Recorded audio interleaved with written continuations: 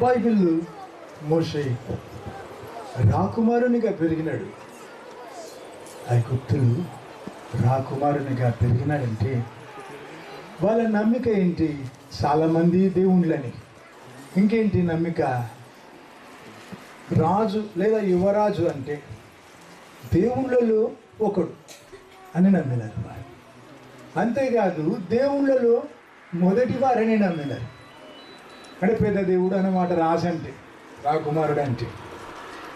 కాబట్టి మోషే అటువంటి అభిప్రాయాలతో, అటువంటి నమ్మకాలతో పెరిగినాడు. ఏమని? నేనే దేవుణ్ణి అనుకొని కదా. ఇంకా అంతమంది దేవుళ్ళను మొక్కే అలవాటు. ఇంకో విషయం, ఇప్పుడు అమెరికా ఉంది, సంపన్నమైన దేశం, చాలా ఐశ్వర్యం ఉంది ఆ దేశానికి కదా. అన్ని రంగాలలో తలగా ఉంది ఆ దేశం, ఆ దేశస్తులు. అన్ని రంగాలలో సూపర్ పవర్ అంటారు కదా. ఐగుప్తు సామ్రాజ్యం ఆ కాలంలో సూపర్ పవర్ లాగా ఉండింది, ఇప్పుడు అమెరికా లాగా. అయితే మోషే గురించి ఏమని రాసింది? ఐగుప్తీల విద్యలు అన్నీ నేర్చినాడట. ఐగుప్తీల జ్ఞానం అంతా అభ్యసించినాడు. ఇక తన తరంలో తన వంటి వాడు ఉండడు, అంత ఎక్కువ జ్ఞానం అభ్యసించినాడు. యువరాజు కదా, రాజు కావడానికి పెంచినారు తనని, యుద్ధం చేయడం నేర్పినారు. అవును, తర్వాత యుద్ధాలు గెలిచినాడు. అట్లాగే ఆ కాలంలో ఎంత జ్ఞానం అందిందో మనిషికి, అంత అందుకున్నాడు మోషే. ఐగుప్తులో యువరాజు కాబట్టి, ఆ సూపర్ పవర్కి చెందినవాడు కాబట్టి, తను ఆ కాలంలో ఉన్న జ్ఞానం అంతా అందుకున్నట్టు. జ్ఞానవంతుడు పలికే మాట ద్వితీయోపదేశ కాండం 4వ అధ్యాయం 7-8 వచనాలు. ఇంకా ఏ దేశానికైనా వారి దేవుడు ఇంత సమీపముగా ఉన్నాడా అని అడుగుతున్నాడు మోషే. ఎంత సమీపమట? పిలిస్తే పలికి అంత దగ్గరగా ఇంకా ఏ జాతికైనా, ఏ దేశానికైనా, ఏ దేవుడైనా ఉన్నాడా అని అడుగుతున్నాడు. మురిసిపోయి చెబుతున్నాడు కదా. ఇంకేంటి? ముఖ్యంగా విలువ తెలిసి చెబుతున్నాడు. రకరకాల ఆ తీరులన్నీ, ఆ మతాలన్నీ చూసి, ఆ దేవుళ్ళని వారు అనుకున్న వారిని అందరినీ మొక్కి అంత విద్య అభ్యసించి విలువ తెలుసుకొని ఏమంటున్నాడు? ఏ జాతికైనా, ఏ దేశానికైనా పిలిస్తే పలికి అంత దగ్గర ఉన్నాడా దేవుడు? ఏ దేవుడైనా అని అంటున్నాడు. ఇంకేమంటున్నాడు? ఏ జాతికైనా, ఏ దేశానికైనా ఇంత మంచి ధర్మశాస్త్రం ఉన్నదా అని అడుగుతున్నాడు. ఇంత మంచి ధర్మశాస్త్రం ఉన్నదా? విలువ తెలుసుకుని తను పలికిన మాట, చాలా మురిసిపోయి సంతోషపడి పలికిన మాట. ఈ 2 విషయాలు ఈరోజు మీ మధ్యలో జ్ఞాపకం చేయబోతున్నాను. దీని ధర్మశాస్త్రం గురించి. ఆయన ఇంకా పిలిస్తే పలికి అంత దగ్గర ఉన్నాడు కదా దేవుడు, మన దేవుడు. ఆ విషయం, ఈ 2 విషయాలు జ్ఞాపకం చేయబోతున్నాను. ద్వితీయోపదేశ కాండం 7వ అధ్యాయం 11-15 వరకు దేవుడు అంటున్నాడు, నా ఆజ్ఞలు మీరు ఖచ్చితంగా పాటించమంటున్నాడు. అప్పుడు నిబంధన గుర్తుపెట్టుకుంటాడు దేవుడు. మీతో దేవుడు చేసిన నిబంధన గుర్తుపెట్టుకుంటాడు. దేవుడు ఎంత దీవిస్తాడంటే, వేరే వాళ్ళకు వచ్చే వ్యాధులు మీకు రావు, వేరే వాళ్ళకంటే ఎక్కువ దీవించబడతారు. మీ పొలం పంటలు, మీ సంతానం వేరే అన్ని రాజ్యాల కంటే, అన్ని జాతుల కంటే మిమ్మల్ని గొప్ప చేస్తా అంటున్నాడు దేవుడు ఇజ్రాయేలులకు. ఎప్పుడట? నా ఆజ్ఞలు మీరు ఖచ్చితంగా పాటిస్తే, సర్దుకోకుండా జరిగిస్తే, అప్పుడు వేరే వాళ్ళకు వచ్చే రోగాలు రానివ్వనున్నాడు దేవుడు. పొలం పంటలు దీవిస్తా అన్నాడు, మీ సంతానాన్ని దీవిస్తా అన్నాడు. వేరే దేశాల కంటే, వేరే జాతుల కంటే దీవించి మిమ్మలను గొప్ప చేస్తా అని చెప్పినాడు దేవుడు. అంటే మీకు సాటి ఉండరు అని చెప్పినాడు కదా. నా ఆజ్ఞలు మీరు జరిగిస్తే అది మీకు నీతిగా ఎంచబడుతుంది అని చెప్పినాడు వారికి. ద్వితీయోపదేశ కాండం 17వ అధ్యాయం 18-20 వరకు.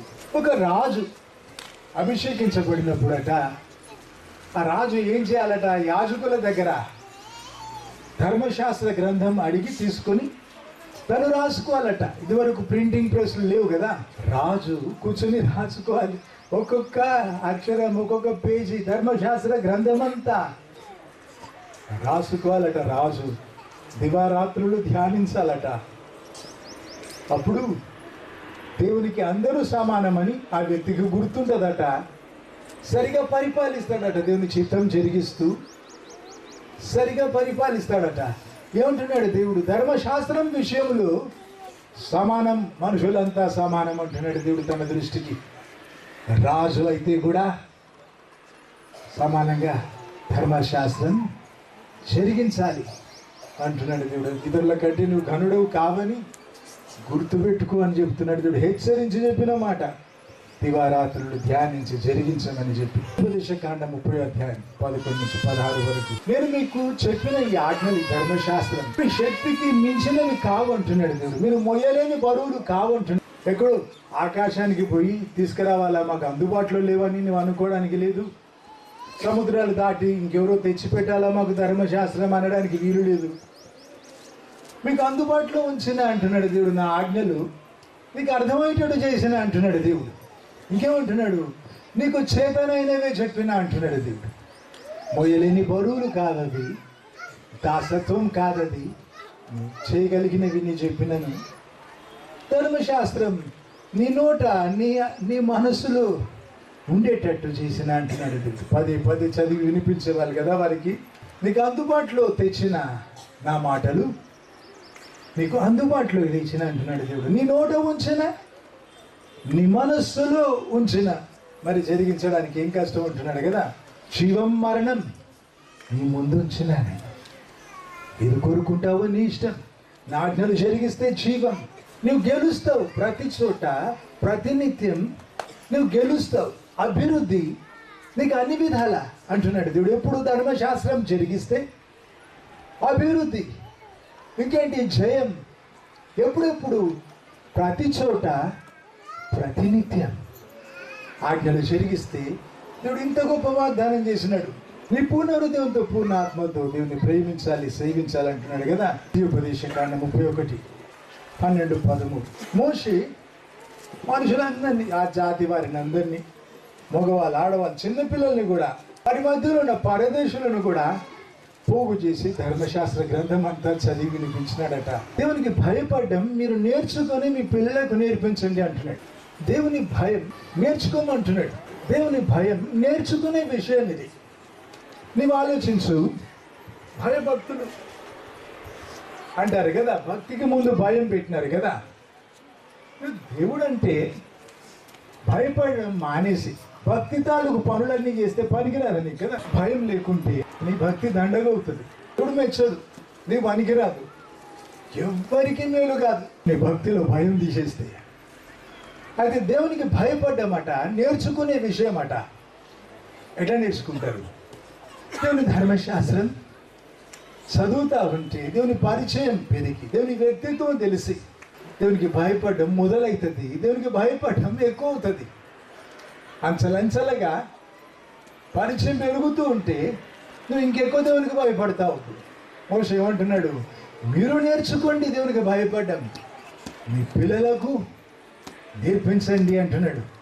అందుకొరకు ఒకటే ఉపాయం, ఒకటే పద్ధతి, ధర్మశాస్త్రం చదవాలి, ధ్యానించాలి అంటున్నాడు కదా. ద్వితీయోపదేశకాండ 31:26. నిబంధన మందసములో ఉంచినారు కదా. మందసం పక్కకు అని రాయబడి ఉంటుంది. సరే, మందసం లోన లేదా పక్కకు, నిబంధన మందసం పక్కకు అనుకుంటే ఎందుకు ధర్మశాస్త్ర గ్రంథం? 10 ఆజ్ఞలు దేవుడు తన వేలుతో రాసిన రాతి పలకలు ఉన్నాయి ఆ మందసంలో కదా. దేవుని మహిమ నిలిచింది మందసం పైన. ధర్మశాస్త్ర గ్రంథం ఎందుకు తోడు? ఆ మనుషులతో సంబంధం, దేవునికి ఆ జాతితో సంబంధానికి ఏంటి ఆధారం? ఏంటి ఆధారం? ధర్మశాస్త్రం. ఈ నా ఆజ్ఞలు మీరు జరిగిస్తే మీతో నా నిబంధన మరవనని చెప్పినాడు కదా దేవుడు. వాడు ధర్మశాస్త్రం మర్చిపోయినప్పుడు నిబంధన ఏమైంది? తెగిపోయింది. దేవునితో సంబంధం తెగిపోయింది. దాసత్వానికి పోయినారు కదా. ఎంత ముఖ్యం దేవుని దృష్టికి సంబంధానికి నిబంధనకు ఆధారం ధర్మశాస్త్రం. ద్వితీయోపదేశ కాండం 32:46-47 వరకు మీరు నేర్చుకోవాలి, మీ పిల్లలకు నేర్పించాలి అని చెబుతూ మోషే ఏమంటున్నాడు, ఇవి ఒట్టి మాటలు కావు, ఈ మాటలు మీకు జీవం అంటున్నాడు. ఇవి ఒట్టి మాటలు కావు, ఈ మాటలు మీరు చదివి హృదయంలో నిలుపుకొని జరిగిస్తే, జ్ఞాపకం ఉంచుకొని, ఈ మాటలు మీకు జీవం అంటున్నాడు. Your life is. ఆ మాటల వల్ల మీరు బ్రతుకుతారు అనగా దీర్ఘాయువు మీకు దొరుకుతుంది అంటున్నాడు. ఆ దేవుని ఆజ్ఞల గురించి చెబుతూ ఏమంటున్నాడు, ఈ దేవుని మాటలు మీకు జీవము, మీకు దీర్ఘాయువునిస్తాయి ఈ మాటలు అని చెప్పడం లేదు. ఆ మాటలే మీకు జీవము, ఆ మాటలే మీకు దీర్ఘాయువు. నీ ఊపిరిలాగా నువ్వు బ్రతకడానికి ఆధారం కదా. ఊపిరి అందకుండా చచ్చిపోతారు. అట్లాగే ఆహారం లాగా చాలా కాలం దొరకకుండా చచ్చిపోతారు. అట్లాగే ఉంది కదా దేవుని మాటలు నీకు జీవము, దీర్ఘాయువు. హెబ్రీ 4:12-13 వరకు దేవుని వాక్యము సజీవమైనదై అని రాసింది. ఆ మాటల్లో జీవం ఎక్కడిది? ఆ మాటల్లో జీవం ఎట్లా వచ్చింది అంటే దేవుని జీవం దేవుడు తన ఊపిరి చేత రాయించినాడు ఆ మాటలని రాసుంటుంది. These are God breathed words. అవే మాటలు రాయబడి ఉంటాయి. సృష్టి గురించి కూడా దేవుడు తన ఊపిరి చేత అని రాసుంటుంది. పలికిన మాటల గురించి తన ఊపిరి చేత ఇవన్నీ జరిగించినాడు, సృజించినాడు. అదే రీతిగా రాయబడి ఉంటుంది. ఆయన ఊపిరి చేత రాయించినాడు దేవుని వాక్యం అని. కాబట్టి దేవుని జీవం ఆ మాటలు. అందుకే ఆ మాటలు చదివితే నీకు జీవం అట. ఆ మాటలు నీ ఎదలో నిలుపుకొని బ్రతికితే నీకు దీర్ఘాయువు అట. దేవుని జీవమే అన్న మాటలు. యెహోషువ 1:7-8 వచనాలు ఏమంటున్నాడు, నువ్వు బలం తెచ్చుకో, ధైర్యంగా ఉండు అని చెప్పి ఏమంటున్నాడు, నా ఆజ్ఞలు జరిగించడానికి జాగ్రత్త పడు అంటున్నాడు. అప్పుడు నువ్వు వెళ్ళిన చోట్ల గెలుస్తావు అని చెప్తున్నాడు. ధర్మశాస్త్రం గురించి, దేవుని ఆజ్ఞలు జరిగించే విషయం జాగ్రత్తగా ఉంటే యెహోషువతో దేవుడు పలికిన వాగ్దానం నీ సొంతం. ఏమంటున్నాడు దేవుడు, బలమాట, ధైర్యమాట, ఇంకేంటి, ఎక్కడ పోయినా మిగలుస్తావు అని చెప్పినాడు దేవుడు. ఎట్లుంది, బ్లాంక్ చెక్ రాసి ఇచ్చినట్టుంది కదా. ఇల్లు కట్టినా మంచిగారితో అందరికంటే మంచిగా, తోటేస్తే అందరికంటే ఎక్కువ పాలు ఇస్తుంది అన్నట్టుగా. ఏమన్నా చేసి చదువుకో, PhD వస్తుంది. ఏ పని చేత పట్టిన అనే మాట. దేవుడు నీకు బ్లాంక్ చెక్ రాసి ఇచ్చినట్టు కదా. నీకేం తక్కువ, చిన్నగా ఉంచడు నిన్ను, నీ చెందిన వారిని, నీ చెందిన వాటిని నుంచి గొప్ప చేస్తాడు దేవుడు. నీ చెందిన వాటిని అంటే నువ్వు నడిపే వాహనం చూస్తే నీ గురించి తెలియాలి. నీ వాడే వస్తువులు కూడా చెప్తాయి దేవుడు నిన్ను ఎంత దీవించినాడు, నిన్ను ఎంత గొప్ప చేసినాడు, నీ వ్యక్తిత్వం, నీ టేస్ట్ ఎంత రిఫైన్డ్ కదా, ఎంత స్టైల్. చిన్నగా ఉంచాడు దేవుడు. ఎప్పుడు ధర్మశాస్త్రం గురించి నీవు జాగ్రత్త పడితే జరిగించడానికి, ధ్యానించడానికి, ఆ తర్వాత జరిగించడానికి నీవు ఆలోచించు. దేవుని ఎడల నీ చాలా ప్రేమ ఉంది, దేవుని మొక్కాలని ఆశ ఉంది, పట్టుదల ఉంది. అయితే వీటన్నిట్లో వాక్యం ఒక్కడి తీసి ఎందుకు పనికి రాకుండా పోతాం. వాక్యం లేకుండా వీలు కాదు. నీ ప్రేమ సరిపోదు, చల్లారుతుంది. సృష్టి నియమము అడిగ వైపే మొగ్గు చూపుతుంది. 10 సంవత్సరాలు మంచి పంట పండించి 1 సంవత్సరం వదిలిపెట్టు, ముళ్ళ పొదలు వస్తాయి. ఎవరు నాటినారు అవసరం లేదు, గాలికి వస్తాయి. కలుపు తీసేది అవసరం లేదు, నీరు కట్టేది అవసరం లేదు, కావలి కాసేది ఇంకా అవసరమా? అడవి ఆక్రమించుకుంటుంది కదా. నీలో వాక్యం తక్కువైతే లోకం ఆక్రమించుకుంటుంది, సైతాన్ ఆక్రమించుకుంటాడు, నిన్ను వశపరుచుకుంటాడు. లోకానికి నీకు ప్రత్యేకతనిచ్చేది దేవుని మాటలే, దేవుని వాక్యమే. ఈ వాక్యమని ఉదక స్నానాన్ని దేవుని కొరకు నిన్ను ప్రత్యేకించేది వాక్యం. తక్కువది లోకానికి నీకు తేడా ఉండదు. దివారాత్రులు ధ్యానించమని చెబుతున్నాడు యెహోషువ కూడా.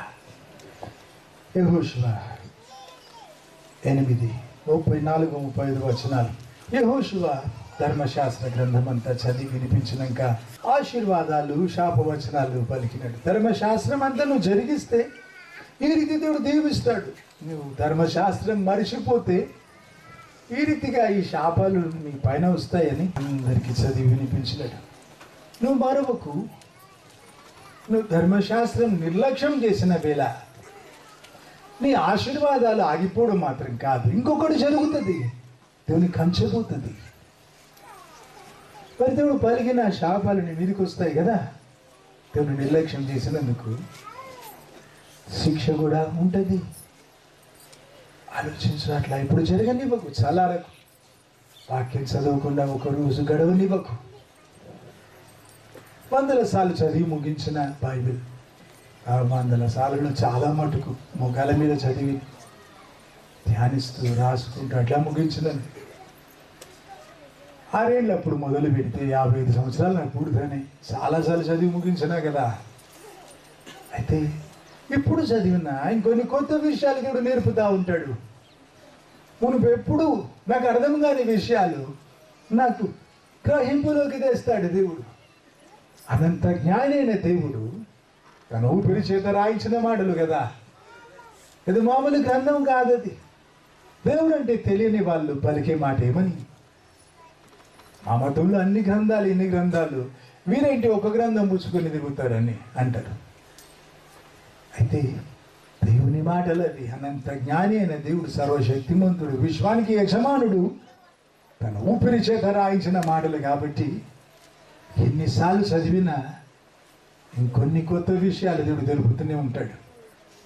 ఒకసారి పట్టుదలగా ప్రార్థిస్తూ భోజనం మానేసినను ఉపవాసం చేయొద్దన్నాడు దేవుడు. కాబట్టి ఉపవాసం చేయడానికి లేదు, కానీ ప్రాణం నిలుపుకోవడానికి స్నాక్స్ తీసుకొని, అంటే బిస్కెట్లు అట్లాంటి చిన్న చిన్నవి తీసుకొని 1 సంవత్సరంన్నర దాటేసింది. పట్టుదలగా ప్రార్థిస్తూ ఉంటుంది. ఇప్పుడు చదువుతున్న వాక్యం ద్వారా దేవుడు ప్రత్యుత్తరం ఇచ్చినాడు. కొన్ని వేల సంవత్సరాల క్రితం దేవుడు రాయించిన మాటలు కదా. 2 వచనాలలో నాకే చెందిన విషయాలు ఇవి అని 10 విషయాలు చెప్పగలను. ఒక్కటి ఉదాహరణ ఇస్తా. ప్రతిమూర్తి కొరకు కూడా ఎక్కువ ప్రార్థిస్తూ ఉంటుంది. అయితే నీలో కుంటివారు లేసి గంతులు ఇస్తారని ఎక్కడ ఉంది? ప్రతిమూర్తి కొరకు నేను చేసిన ప్రార్థనకి వాక్యంలో ప్రత్యుత్తరం ఎంత ప్రత్యక్షంగా దాదాపు 10 విషయాలు. ఎట్లా ఉంది అంటే ఉలిక్కి పడేటట్టు, భయం పుట్టేటట్టు ఇప్పుడే రాసినాడు ఆ దేవుడు నా కొరకి. ముట్టుకుంటే ఇంకా అంటుతుందా అనిపించేటట్లు నా ప్రార్థనలకు భోజనం చేయడం మొదలు పెట్టినాను. ప్రత్యుత్తరం దొరికింది కాబట్టి కదా, లేకుండా తింటాను. అయితే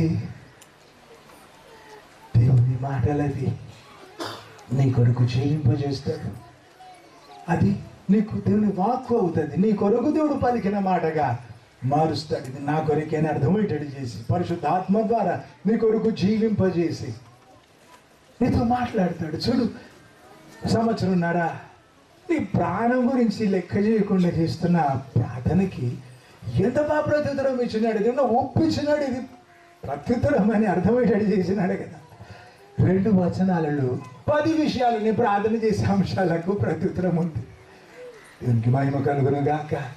దేవుని వాక్యము సజీవమైనదై అని రాస్తుంది. జీవం ఉంది ఆ మాటల్లో, దేవుని జీవం ఉంది. అందుకే సజీవుడు నీతో మాట్లాడతాడు, నీకు అర్థమయ్యేటట్టు మాట్లాడతాడు. అందుకే ధ్యానించిన దివారాత్రులు యెహోషువ 22:5 ఇచ్చట పూర్ణ హృదయం పూర్ణ ఆత్మతో దేవుని సేవించాలి, దేవుని హత్తుకోవాలనే మాట. సరే, దేవుని మాటలు జరిగిస్తున్నాం, దేవుని ఆజ్ఞలు జరిగిస్తున్నాం. ఇట్లా శాస్త్రులు పరిశీలన కూడా జరిగించినారు. చూడమన్నాడు, శాస్త్రుల నీతి కంటే పరిశీలన నీతి కంటే మీ నీతి అధికం కాకుండా మీరు పరలోకం పోరని చెప్పినాడు. మూఢకుండుడి నేనే దేవుడనని తెలుసుకొనుడి అని చెప్పినాడు కదా దేవుడు. దేవుని ఆజ్ఞలు జరిగించే వేళ ఏమంటున్నాడు దేవుడు? వంతుకు గంతేసినట్టు నచ్చడు కదా, మెచ్చడు. మనం ఎట్లా బ్రతకాలి? దేవుని మెప్పు కోరి బ్రతకాలి. ఇంకేంటి?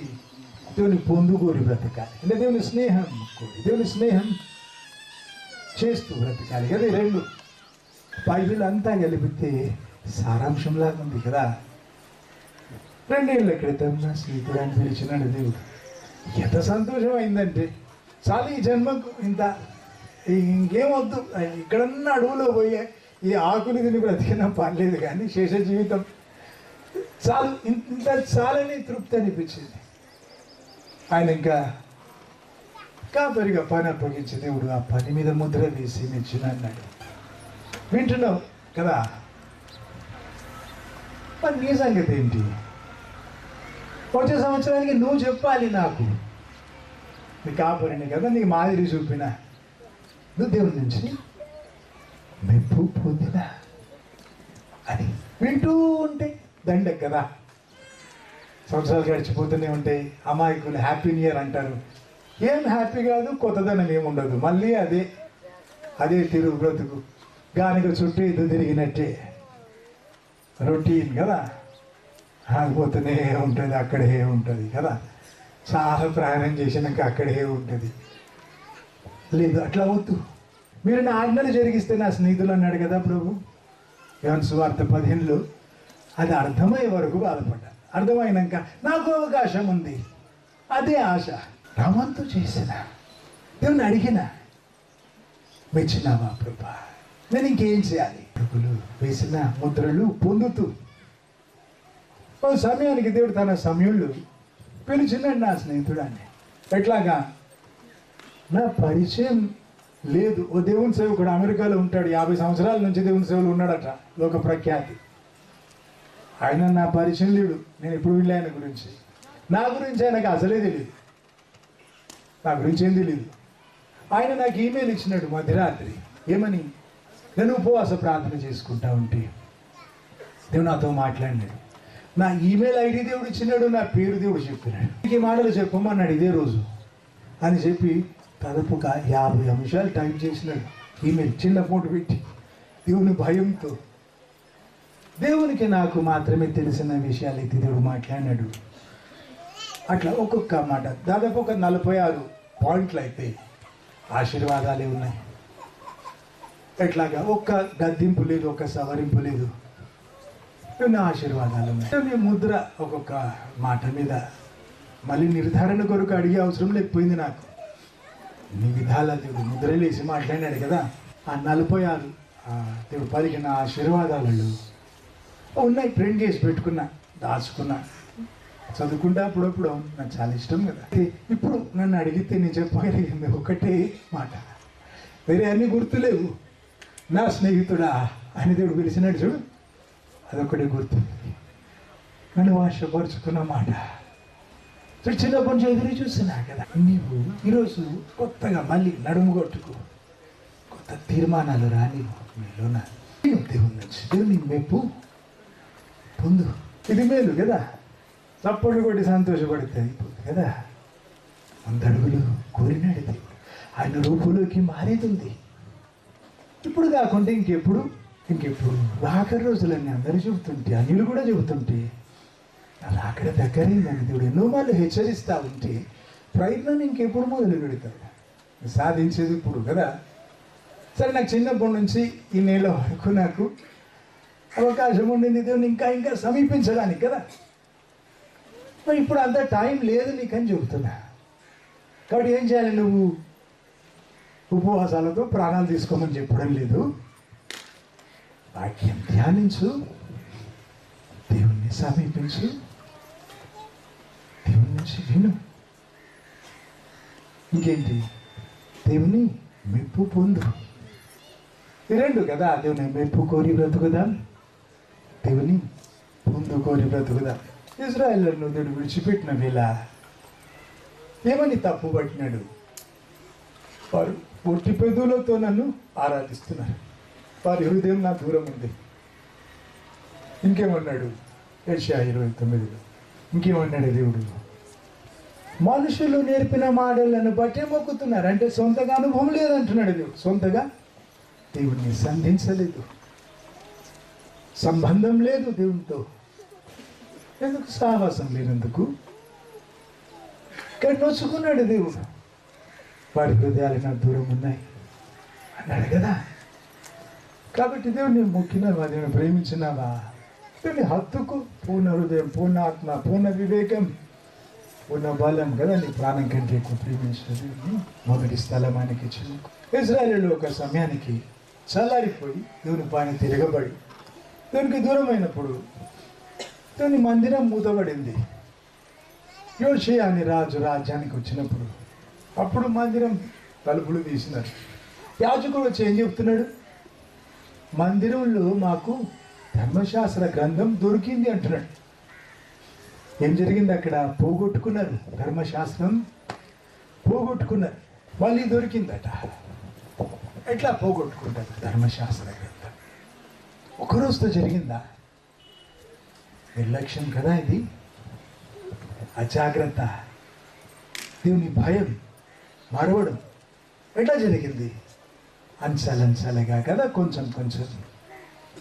ఒక సమయానికి ఏం జరిగింది? ధర్మశాస్త్రమే వారి దగ్గర లేకుండా పోయింది, దిక్కు లేకుండా పోయింది వారికి. దాసత్వమే వచ్చింది కదా. 2వ రాజులు 23-25.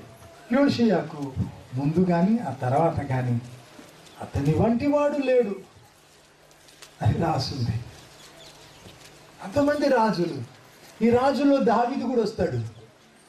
దావీదు రికార్డ్ బ్రేక్ అయింది. ఎందుకు? అంత మెచ్చినాడు దేవుడు. దేవుని ధర్మశాస్త్రం చదివి జరిగించినాడట హృదయపూర్తిగా. చెప్పుకున్నాం, పూర్ణ హృదయం, పూర్ణ ఆత్మ, పూర్ణ వివేకం, పూర్ణ బలముతో అని అర్థం వచ్చినట్టు రాయబడి ఉంది. తెలిసిందా ఇది దేవుని చిత్తమని? ఆగలేదు, జరిగించినాడు. సింహాసనం పోతుంది అనే పరిస్థితి అప్పుడు. దేశమంతా దేవుని వదిలిపెట్టిన వేళ దేవుని దిక్కు తిరగండి అంటే చంపుతారు. సింహాసనం, అధికారం పోగొట్టుకునే పరిస్థితి, ప్రాణం పోయే పరిస్థితి. ప్రేమించినాడు దేవుణ్ణి, అన్నిటికంటే అందరికంటే ప్రాణం కంటే ఎక్కువగా. దేవుని చిత్తమని తెలిస్తే ఆగలేదు, జరిగించినాడు. ఏ ధరణ చెల్లించినాడు. ఎంత మెచ్చినాడు దేవుడు. దావీదు కంటే మంచివాడని మెచ్చినాడు. ఒక్కొక్క రాజు జీవితం దావీదుతో పోల్చినాడు, కొలకర్రలాగా. అయితే దావీదు కొలకర్ర అయితే దావీదును మించిపోయినాడు కదా యోషియా. అంతకంటే మంచిగా ధర్మశాస్త్రం అంత జరిగించినందుకు, దేవుని భయంతో జరిగించినందుకు, అంత దేవుని ప్రేమించి హత్తుకున్నందుకు ఏమన్నాడు దేవుడు? పక్షపాతి కాడు కదా. అతని వంటి వాడు లేడు, తన ముందు కానీ తన తర్వాత కానీ. ప్రత్యేకత ఇది ఒకటి. ధర్మశాస్త్రం ధ్యానించి జరిగించినాడు, జీర్ణించుకున్నాడు, తను ఎదలో నిలుపుకున్నాడు కదా. అందుకే జరిగించడానికి వీలైంది. 2 దినవృత్తాంతంలో 15:3. చాలా కాలం ఇజ్రాయేలు దేవుడు లేకుండా, యాజకుడు లేకుండా, ధర్మశాస్త్రం లేకుండా ఉండిరట. వారికి వచ్చిన దాసత్వంలో, వారికి వచ్చిన ఆపదల్లో వారు దేవుని దిక్కు తిరిగి దేవుని పిలిస్తే దేవుడు పలికినాడు అని రాసు. వారికి అర్హత లేదు, నిజం. అయితే దిక్కు లేక ఏడ్చినారు. ఇంకా ఎవరూ లేనందుకు ప్రభా నీవే మాకన్నారు. తండ్రి ప్రేమ చూడు, పలికినాడు, వారికి అదుకున్నాడని రాసుంది. సరే, గతం ఈ రోజుకి పూర్వం నీ బ్రతుకులో ధర్మశాస్త్రానికి విలువ లేదు. ఒక్క వరుసలో బైబిల్ చదవలేదు, దివారాత్రులు ధ్యానించలేదు, నిలుపుకోలేదు. నీళ్ళు ఓ భాగం కాలేదు వాక్యం. ఏమంటున్నాను? ఇప్పుడన్నా దేవుని దిక్కు తిరిగి నువ్వు పిలిస్తే నీకు పలుకుతాడు. నేను సాయం అడుగు, ఈసారి గెలుస్తూ బ్రతుకు. ధర్మశాస్త్రం విషయంలో కూడా నీ పైన నింద లేకుండా బ్రతుకు. సరిగా చదవలేదు, ధ్యానించలేదు, దివారాత్రులు ధ్యానించలేదు, లేదా గుర్తుపెట్టుకోలేదు, జరిగించలేదని నీ పైన నింద రాకుండా బ్రతుకు. ఇప్పటి నుంచి ఇజ్రాయేలుకు పలికిన దేవుడు నీకు పలుకుతాడు కదా. వాడు ధర్మశాస్త్రం విడిచిపెట్టి మడిచిపోయి, దేవుని మడిచిపోయినాక పిలిచినారట, దేవుడు పలికినాడు. చెబుతా కదా, వెను తిరిగితే ఆయన కౌగిలి దొరుకుతుంది. కాబట్టి ఇంకా వృధా చేసుకోకు జీవితం. దేవుని దిక్కు తిరిగి అడుగు, దేవుని సహాయం అడుగు. 2 దినవృత్తాంతములు 31:20-21 వచ్చిన హిజ్కియా రాజు విషయంలో కూడా ఈ మాటలు రాయబడి ఉంటాయి. మనస్ఫూర్తిగా చేసినాడు. దేవుని కొరకు ఏం చేసినా మనస్ఫూర్తిగా చేసినాడని రాసు. వేసినాడు దేవుడు ఆ బ్రతుకు కూడా. ఎజ్రా 7వ అధ్యాయం 6-10 వరకు. ఆ తర్వాత ఎజ్రా 7వ అధ్యాయం 10వ వచనం. ఈ 2 వాక్య భాగాలు చూసుకుంటే ఎజ్రా తన జీవితమే అంకితం చేసుకున్నాడట ఒక విషయం కొరకు. ధర్మశాస్త్రం ధ్యానించి జరిగించి బోధించడానికి తన బ్రతుకు అంకితం చేసుకున్నాడట. ఇక వేరే ఆశ లేదు బ్రతుకులు. ఆ రీతిగా బ్రతికితే చూడు, రాజు తను అడిగిందల్లా ఇచ్చినాడని రాసు. చక్రవర్తి, సైరస్ చక్రవర్తి లోకం అప్పుడు తెలిసిన లోకంలో చాలా మటుకు పరిపాలించినాడు సైరస్ చక్రవర్తి. ఆ చక్రవర్తి ఎజ్రా చెప్పినట్టు విన్నాడు. ఆ చక్రవర్తి తన సామంతులకు ఉత్తరాలు రాసిచ్చినాడు. ఏమని? దేవుని సేవకుడు ఎజ్రా, ధర్మశాస్త్ర ఉపదేశకుడు, ఏమడిగితే అది మీరు ఇవ్వండి, వెండి కానీ బంగారం కానీ ఇంకేమడిగినా అని సామంతులకు ఉత్తరాలు రాసిచ్చినాడు. ఎందుకట? పెద్ద వంశం కాదు, రాజవంశం కాదు, ఏ ప్రత్యేకతలు లేవు. ఇదొక విషయమే.